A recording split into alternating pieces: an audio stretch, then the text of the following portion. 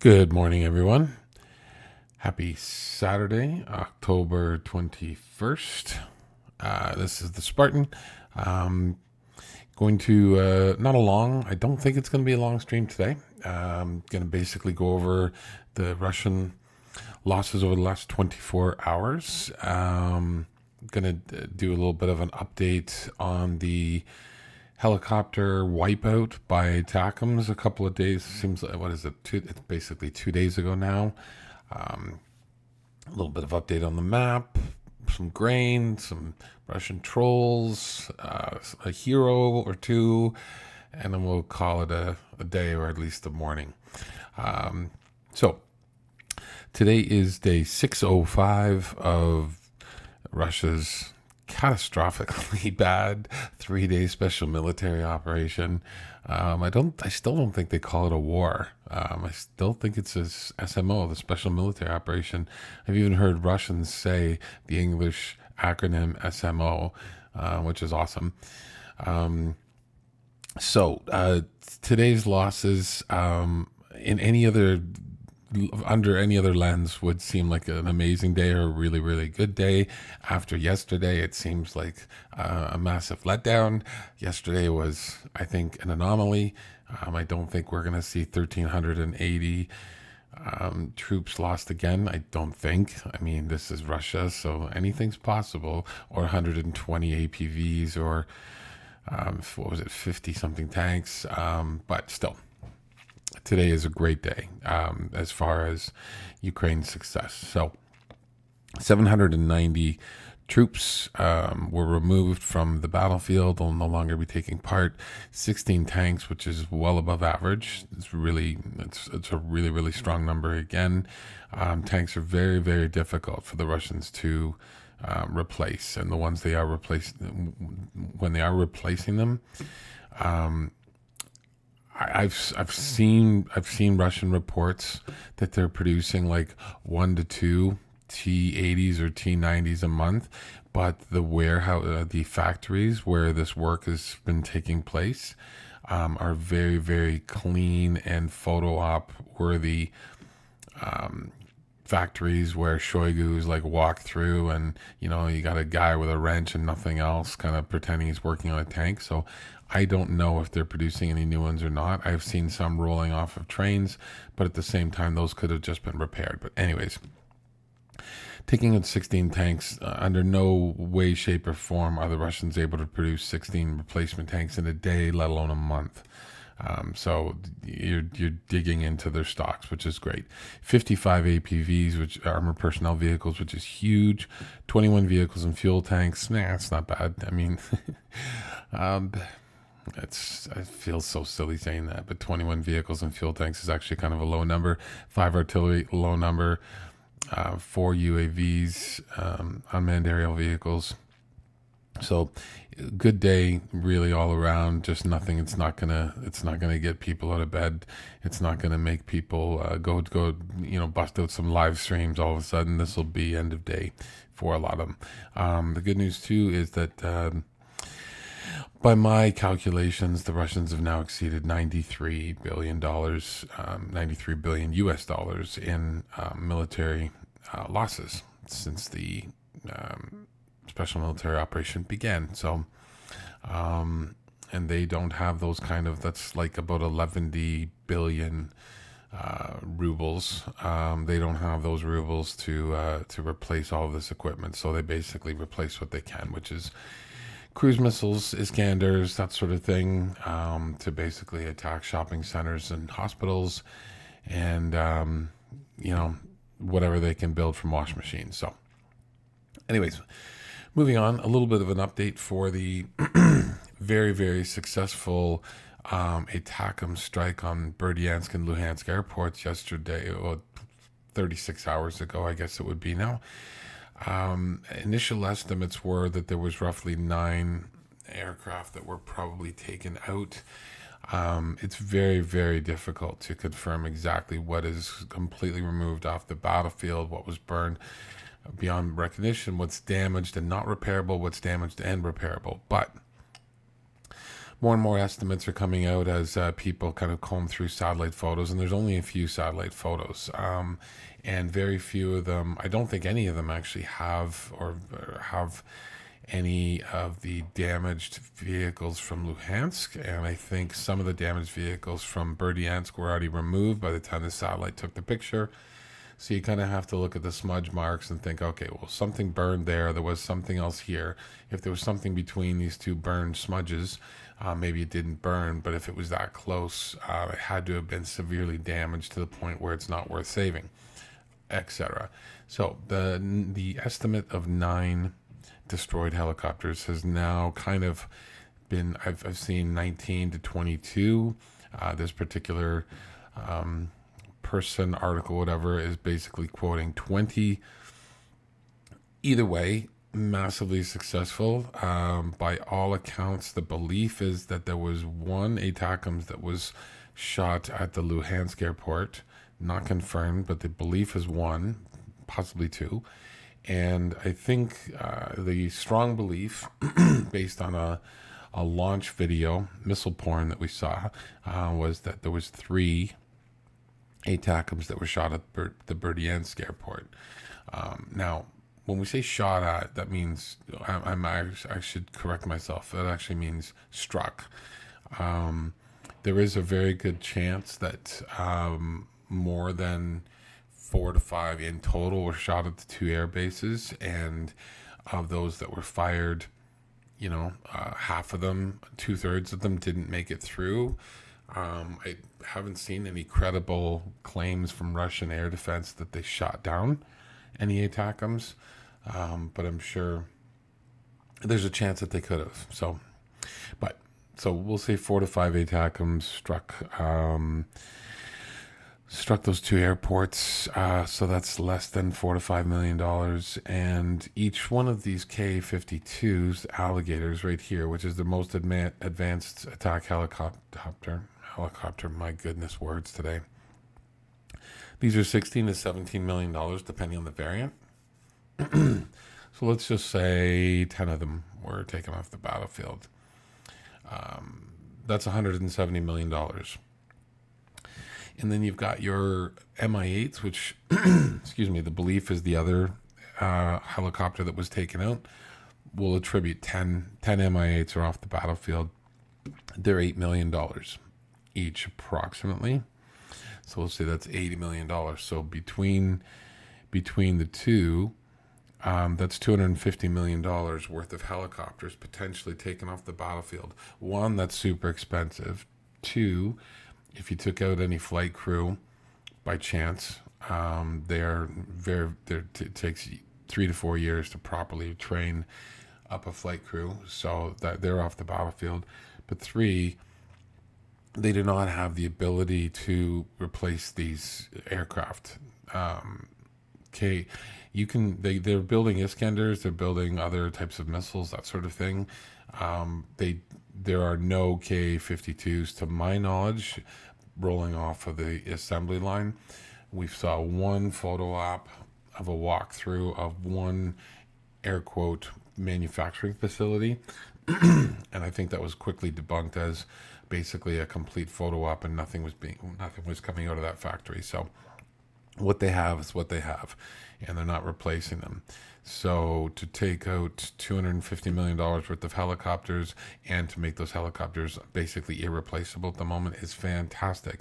And if you spent $20 million to do that on 20 ATACMS for 4 to 5 of them to make it through, worth its weight in gold. You'll trade that all day long, because the U.S. has 3,700 ATACMS that they're approaching end of life, and that they hopefully will be farming out to Ukraine on a regular basis. In fact, they said that that's exactly what they're going to do.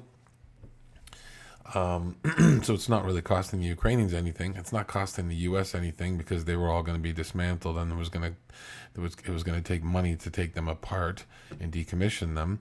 So basically, throw them on a boat or a plane, get them over to Ukraine, have Ukraine drop these, $800,000 to $1 million missiles on $17 million helicopters all day long. So why do they think some of the helicopters that didn't burn were damaged beyond belief? This is what ATACMS shrapnel will do to a helicopter. This is what, 2 meters squared, something like this, of the side of one helicopter. And I didn't bother to count. What is that? 4, 8, 12, 16. Call it 30. We'll call it 30 holes in this one helicopter that did not burn, that was on the airfield. I don't know if this was Berdiansk or Luhansk. I don't think it says, but this is the side of an alligator, and look what happened to it. And this is one that didn't leave a black smudge mark on the runway. So this is one that basically would have looked like, oh, look, it's okay, we can still fly it. No, you can't. If this is a 2 meter square picture of this particular aircraft, and you look in the shrapnel, some of the shrapnel, it varies in size, right? From something the size of a golf ball down to the size of like a couple of pinheads put together. And if this has shredded the entire body of the helicopter, it's a write-off. You can't fly this as it is right now, pretending there's not a hole in the rest of it. So that's why the estimates are starting to rise from 9 helicopters to 20. So very cool. And another thing with these ATACMS too is this particular variant that the Ukrainians used only travels 165 kilometers because it has 940 individual bomblets inside of it. So it has a lot less fuel. It can't go as far. The 300 kilometer variant, basically they kind of flipped the fuel for the ammo. So it has a lot more fuel and it has 300 bomblets. So there's where you're going to get the trade-off. You're not going to do as much damage with the longer range cluster variant of the ATACMS, but you're going to be able to hit those airfields further afield, as they say. And I've got an article coming up from an online Vatnik hunter who put out a little tweet today that shows one of those airfields that needs to be hit soon. Here are the Russian trolls.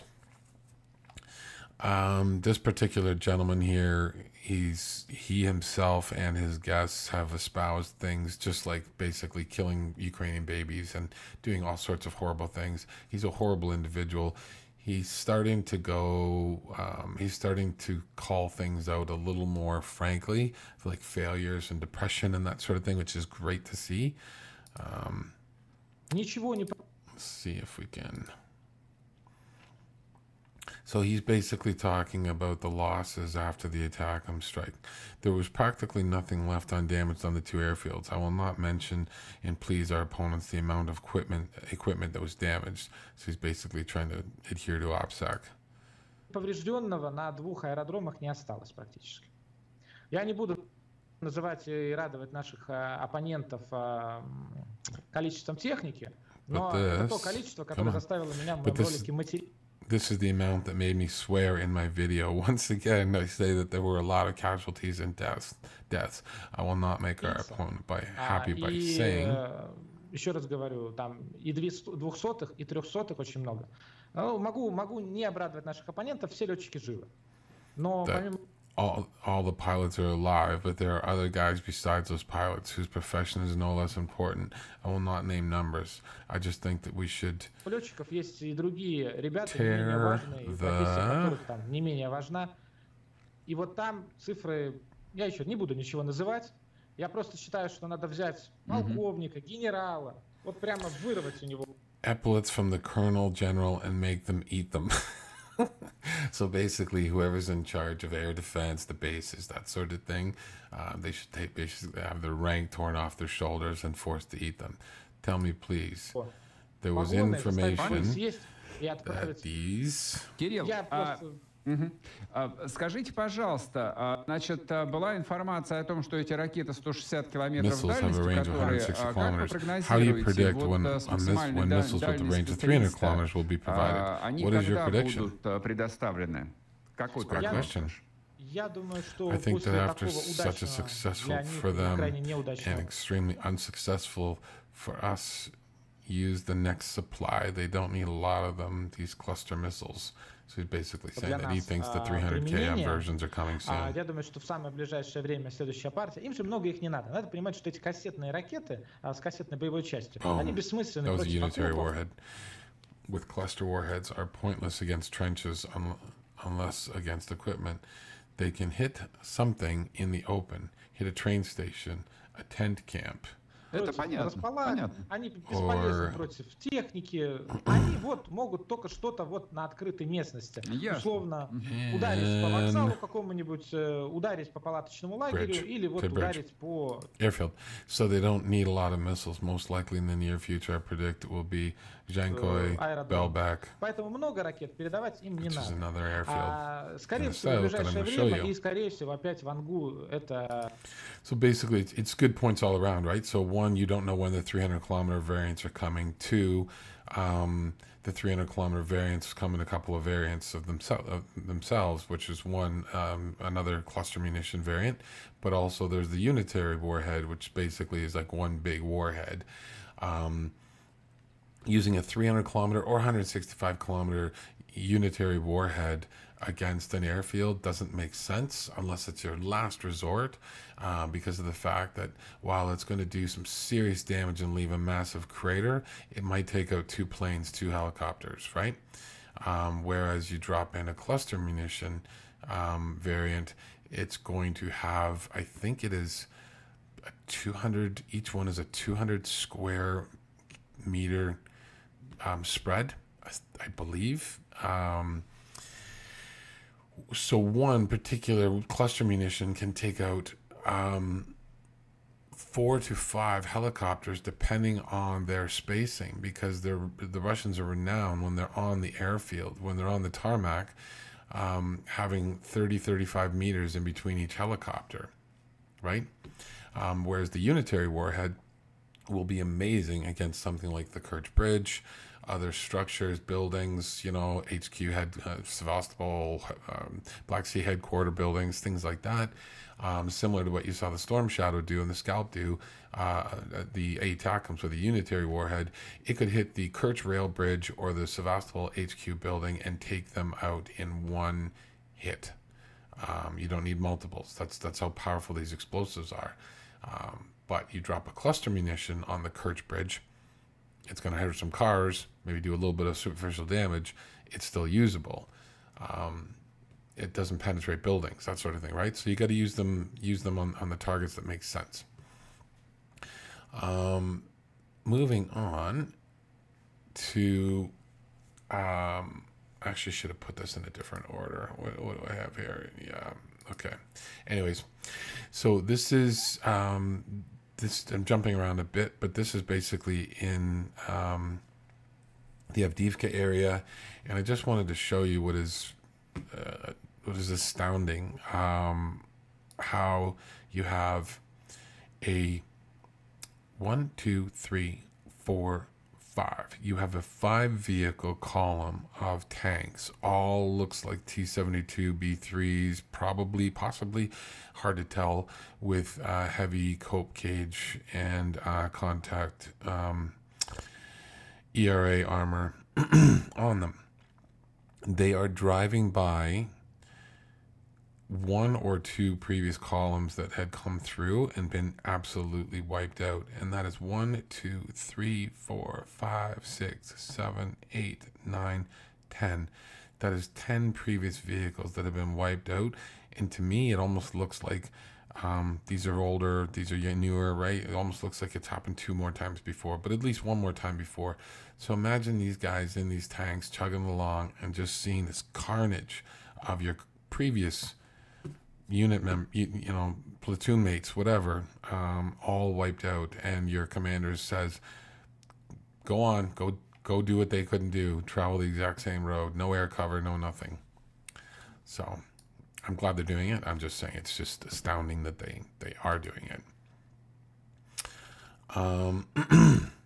I want to play this for you, and I'm going to mute it, and I'm going to probably get a audio copyright strike, but this is going to be a little choppy until I get the music. But anyways, this is funny. So if you guys know Benny Hill, you know.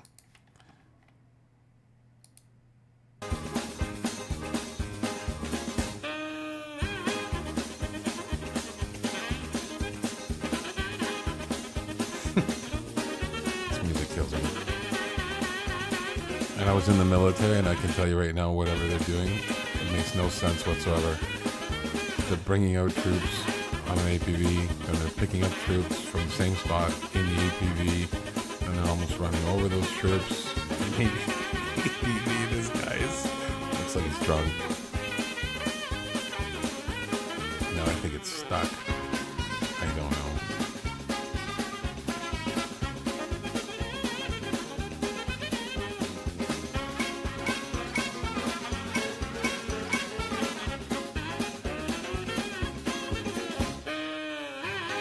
Just giving them grief.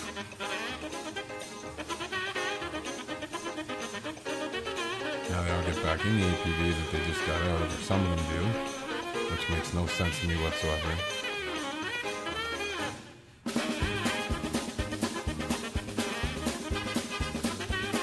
This guy was going to get in, and they said, no, we're leaving here.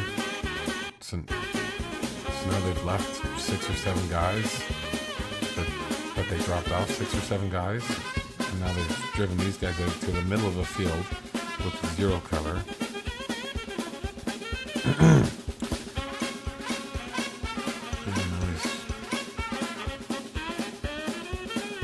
Firing his weapon, charging across the field, and gets hit by an ATGM. And one more for good measure. I'm sorry, it's not. I mean, people died. I can't laugh. That's just. I just think the stupidity of it. And then he's like, okay, well, I guess I'll leave my vehicle and I'll go back. That didn't work. I really thought that was going to work that time. And these guys that he left back here, like, we told you, Frank.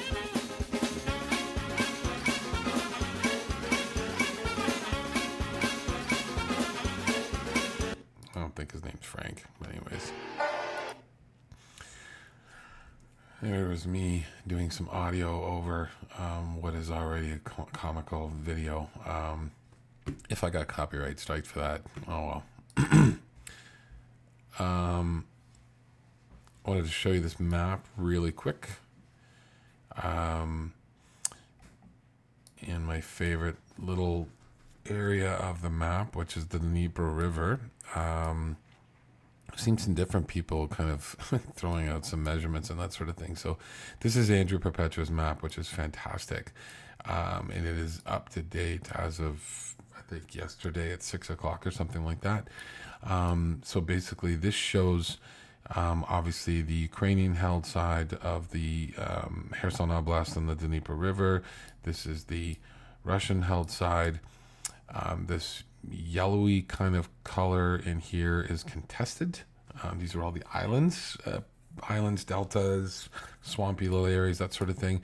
And then if you zoom way in, you see blue, and blue is basically held by the Ukrainians. So it's no longer sort of contested or in doubt. So it's kind of interesting the way it's laid out. It's not to say that it's completely accurate, but I believe it's pretty accurate. And I think you can safely say that with the OPSEC going on, the cone of silence that the Ukrainians have in this particular area, what we're seeing is definitely not up to date. They have put hundreds and hundreds of troops across the Dnipro. The Russians believe, I personally believe too, but the Russians believe this is more than just a raid, more than just probing. They believe that this is permanent, permanent beachheads being established all the way across. This is over 88 kilometers, this measurement here. So in the past, like for example, Where is it? Is it this bridge here? Yes, this bridge here. So this is the big famous bridge that we know about, basically where the Ukrainians got across. They probed a couple times, then I think they left, and they got back again. Then they hid underneath the bridge over here, and basically they were hit by toss, they were hit by other bombs, that sort of thing. And then the kind of things went quiet. It was like, are they holding it or not? And then you saw some videos coming out about this. Oh God, I forget the name of this river. It's Orchev. Oh, no, Ogor. It's Ogor or something. Anyways. You saw videos of them taking this river delta and throwing like bombs in the water around a boat over here, that sort of thing, right? I don't know if you remember those videos, but one of them was quite famous because it kind of launched a Russian out of the water onto the deck and that sort of thing, right? Well, so those were like little bridgeheads, and really nothing came of them. Well, now all of a sudden you're hearing about people. Ukrainian special forces, and not just special forces, now it's actual Marines, and the Marines are not the special forces. I want to make that clear, but they're crossing in multiple areas, like 5-6 different areas. They've established a bridgehead here. Oops. Oh God, I'm measuring again. Why am I doing that? Anyways, they've established a bridgehead here as well. And this is the M14. Okay, stop measuring.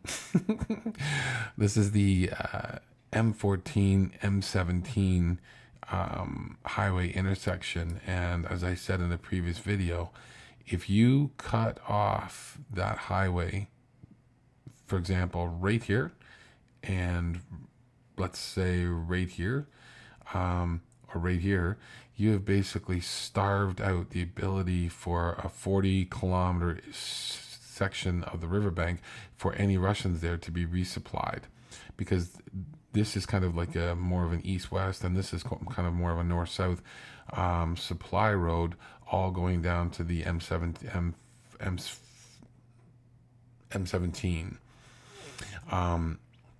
If you cut that off, these guys here, they have no supplies whatsoever. So, and the Ukrainians are pushing hard for this particular intersection here. I think this one will be next, and this one will be next. And then I think that is kind of game over for this whole area. We'll see. Anyways, I wanted to point that out to you. It's an 80-kilometer, it's not 20, it's not 40, it's an 80-kilometer sort of bridgehead and contested area on the Dnipro.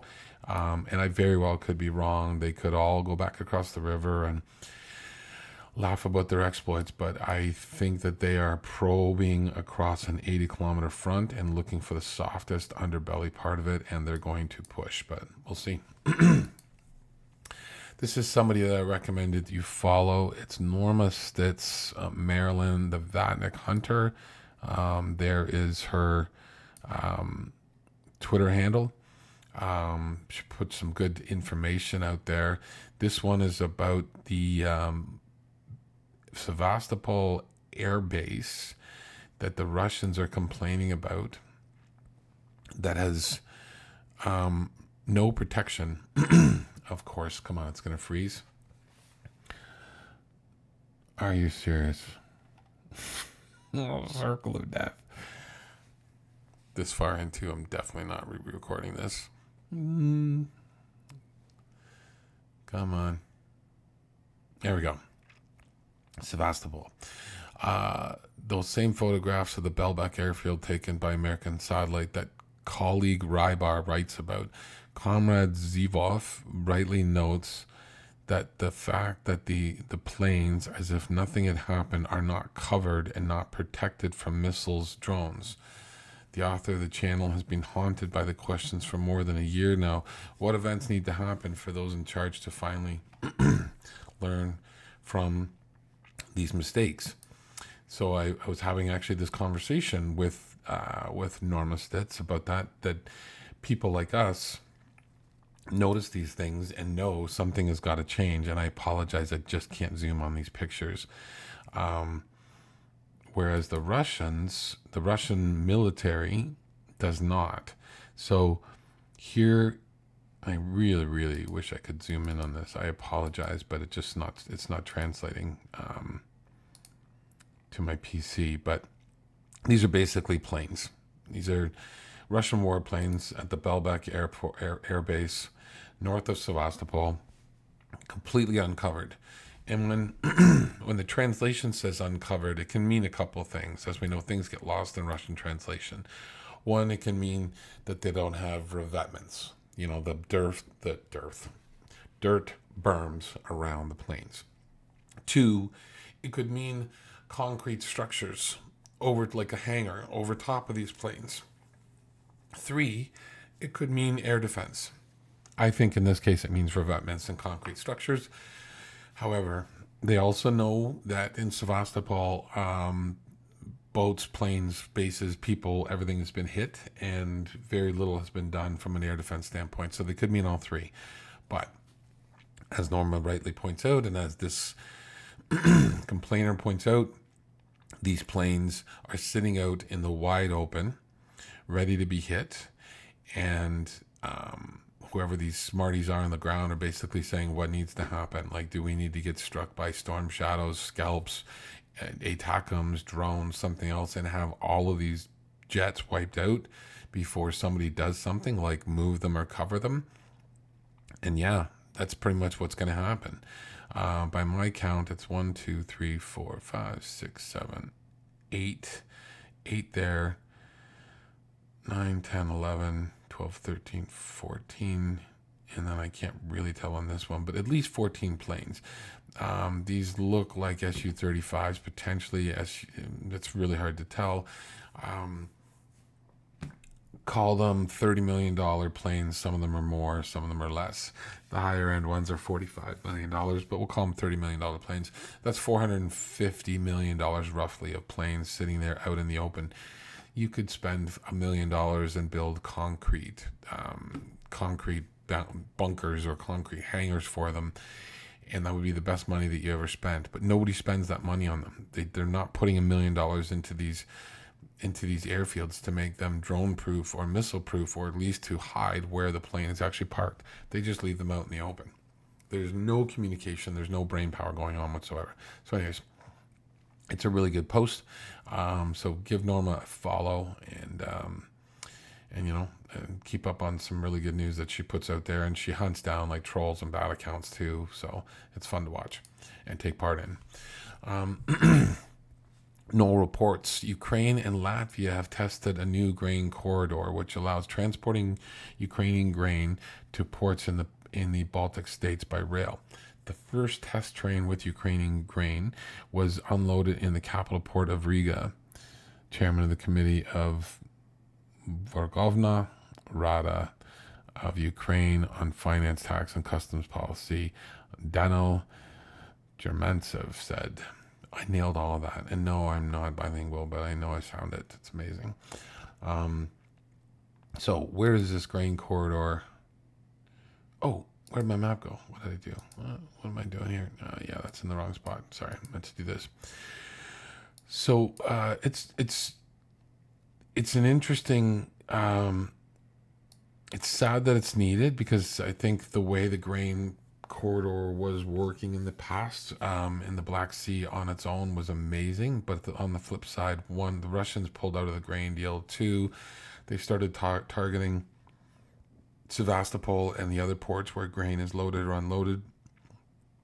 And so the Ukrainians basically said, we need a plan B, C, D, and E on how to get the grain out of there. So one, they've got a grain corridor right now where, let's say, here's Odessa. They will load up grain in the port of Odessa, and then the ships will hug the coastline through Moldova, Romania, and Bulgaria through their territorial waters, and then they'll get all the way basically out, kind of under the watch of Turkey towards the end there, because Turkey kind of controls access to the Black Sea. Not kind of, they do. So basically what the Ukrainians have as sort of plan B, C, and D, they've started working with all these various countries around here to basically say, okay, how do we transport grain other ways, either to markets in Europe, could be Finland, could be England, could be etc. How do we get our grain to those markets other than by ship, which is very expensive, obviously. So some of it, they're taking the grain on small ships up through the Danube River. But then on top of that, what that article that I read you was just talking about is basically, so they'll load the grain onto trains at some of these various ports. I believe all 4 of these ports, I believe, have grain operations of some sort. And then, without pointing it out exactly, here's Belarus, they're bad guys. And here is, all the way up here is Latvia and the capital of Riga. So basic, oh, sorry, right there. I apologize, not over there. Here's Latvia and there's Riga. So basically, and that's where the first train made it. So if I back out, so basically, let's just say that you're loading the grain in this port down here onto rail cars, and then you have to bypass Belarus. So you basically have to go through, let's say, either all the way through Ukraine or through Moldova, then part of Ukraine. Then you need the cooperation of Poland. And then you've got to cross from Poland into Lithuania, from Lithuania into Latvia. And then once you get into Latvia, so let's say it's right down here, and then you get to Riga, and then there's ships waiting here. Now, are all the rail cars going to go to Riga? No, they're basically testing. I think they're tested out probably the longest distance one that they need. There's going to be probably ships loading up with Ukrainian grain in Klaipėda, and Gdansk in Poland, etc., which is a very big seaport as well. So anyways, it's just kind of cool, not something super exciting, but it's just basically the Ukrainians working on their infrastructure and keeping the world fed. You're not hearing about grain prices spiking and there's only one path and the Russians have blockaded it. Well, the Ukrainians basically own the western half of the Black Sea now, at least. No ships are being targeted. Tons of ships are leaving from the ports, but they're not resting on their laurels. They're basically saying those ships are not going to be the be-all and end-all anymore. We're going to have a rail network for our grain as well. So well done, Ukraine, and well done all of the Baltic and Western partners that are participating in that to allow the grain to either be sold in their countries and or pass through, such as Poland's new centrist government, which is fantastic. This one's kind of a bit of a depressing one, whatever, but sometimes you hear about like Klivchivka and other places being taken over by the Ukrainians, and then you're like, where's the big flag raising ceremony? How come we didn't see the guys standing in that 3-story building, singing the Ukrainian national anthem? Well, sometimes it's because the Russians have left nothing to raise a flag over. This is Klivchivka to the south of Bakhmut, or to be precise, this is what's left of the town. There's nothing left of it. It is, you've basically taken over rubble in a pond, and it's heartbreaking. Yeah, so this is what the Russians leave you. Klivchivka, I believe, is a two-road town. I've seen this from sort of a drone view. There's this road here, and then there's this road here, and then there's an intersection across the top. There's some more houses and farms and that sort of thing, and then there's like a kind of like a highway, I believe, to the north of Klivchivka, and that is basically it. It's a, maybe, I don't know, 80 buildings, something like that in the entire town. I'm just estimating. I can't remember what the population was. It was very small, a couple of maybe less, it was a couple thousand or less, I can't remember, I apologize, but long story short is it was a two-road town like we've all driven through a million times before, and there's nothing left of it. You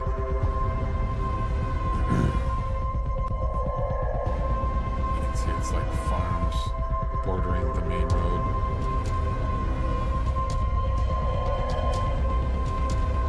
And the rolling hills in the distance. It'd be a beautiful town. especially come harvest season, things will be bustling.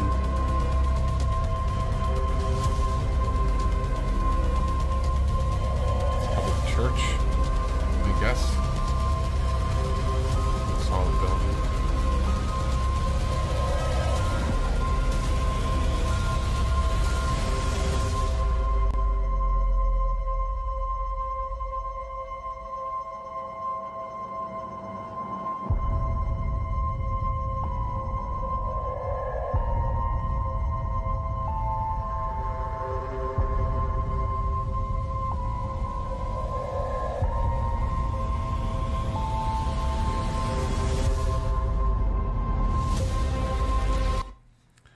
Ukrainian airborne.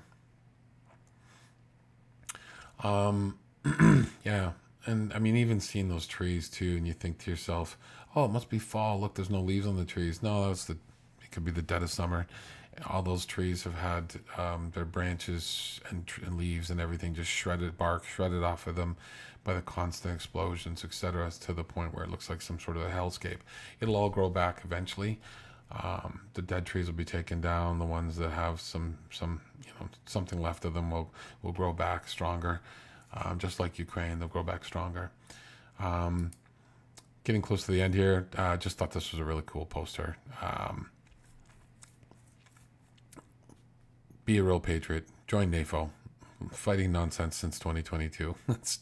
It's a fantastic poster. It's kind of like like a NATO poster, or the old World War II motivational posters to enlist, that sort of thing. So yeah, there's a lot of cool NAFO people out there of all shapes and sizes and walks of life, etc. And they're just people, but they have this disparate group. It's like 3,000 people with 3,000 followers each, and they just basically go out and they raise money and they point out fraud and they support each other, and it's a really cool community. So I would strongly recommend follow some NAFO people. I'm going to look into being a fella at some point. I don't know what's involved, but I don't know. Sometimes you don't think you're worthy of something, and then you see all the cool people that are doing it and a part of it, and how they all kind of jump on causes. It's a really cool community. This gentleman here, you might have seen this video before, confirmed he took down an Su-25. I think that's a Stinger. I always screw up, or it's a Strela. Anyways, I always screw up my man pads, but basically he's sitting in an apartment in a room somewhere, and I'm not sure why they blurred his face out, because it was basically for the world to see. On this video has been viewed hundreds of times, if not tens of thousands of times by now. But anyways, they blurred out his face. The thing that bugs me, one, is he's firing it from indoors, and sometimes you got to, because you got to stay under cover. That's fine. Two, he doesn't have ear pro in. I saw the video, and he doesn't have any ear pro in. So this, and maybe the cameraman doesn't either. So this is going to leave a ring in your ears. But at the same time, just to let you know what war is like, and firing in close quarters and that sort of thing. But this gentleman does actually take out an Su-25. There's another video showing it falling from the sky afterwards. But watch this. Here it's spooling up.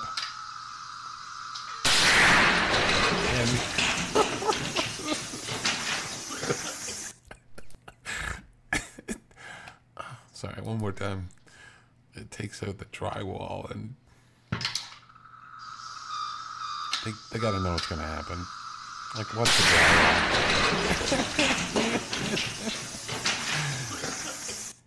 drywall? He's coughing from the dust and whatever. And you know what?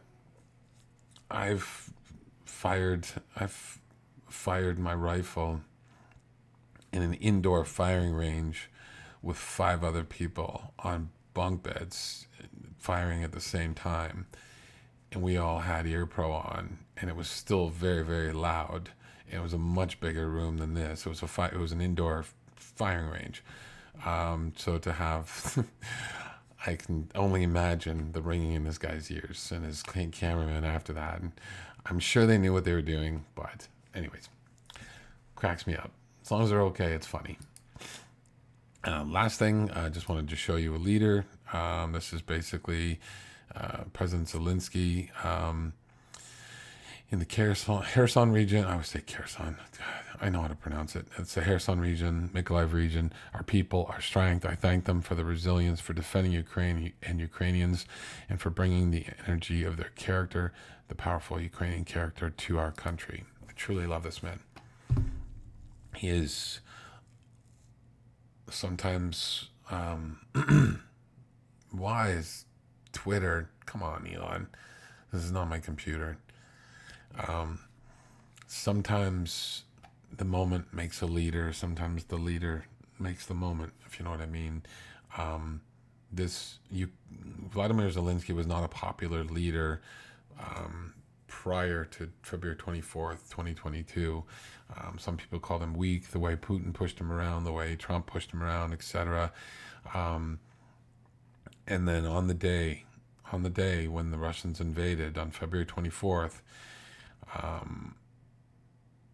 they offered him a ride. The U.S. said we can have a helicopter at Hostomel Airport and get you out of there, and Vladimir Zelensky said, "I don't need a ride. I need bullets," and that galvanized the people. And ever since then, he's been to every front line. He's been within eyesight of Russians, and it drives them nuts. And his troops, his people, his first responders, his citizenry, they've all responded too because of him. If he had run to Poland or something like that and tried to maintain the government from there, Ukraine would have fallen. And these are all the heroes. And oh, by the way, he doesn't care if he's the shortest person in the room. He doesn't wear risers, Vlad. He doesn't have short people all around him. He hugs the biggest, tallest guys in the room, and he doesn't care. Anyways, that's it. Unless something huge happens, I think that'll be it for me for today. Hope you enjoyed this. Please like, subscribe, share. Remember who to follow. The Vatnik Hunter that I told you about. Follow some NAFO folks. Give them some love. Like, share, and subscribe to this. On my YouTube, on X. Twitter's falling apart, but hey, let's keep her going until she does. That's it. Have a great day. Slava Ukraini.